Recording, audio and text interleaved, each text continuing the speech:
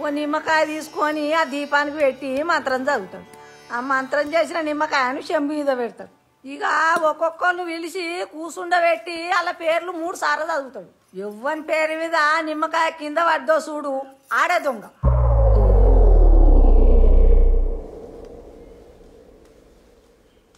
ముందుగా ఎవరెత్తారు? ఇంటోళ్ళేది బయటోళ్ళేది అందరు కూసుండే. అయితే పెద్ద మనిషి ముందుగా నువ్వుదా.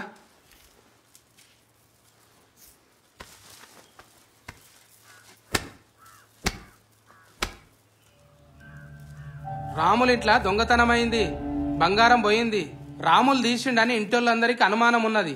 రాములు గిట్ట తీసిండా? రాములు గిట్ట తీసిండా? రాములు గిట్ట తీసిండా?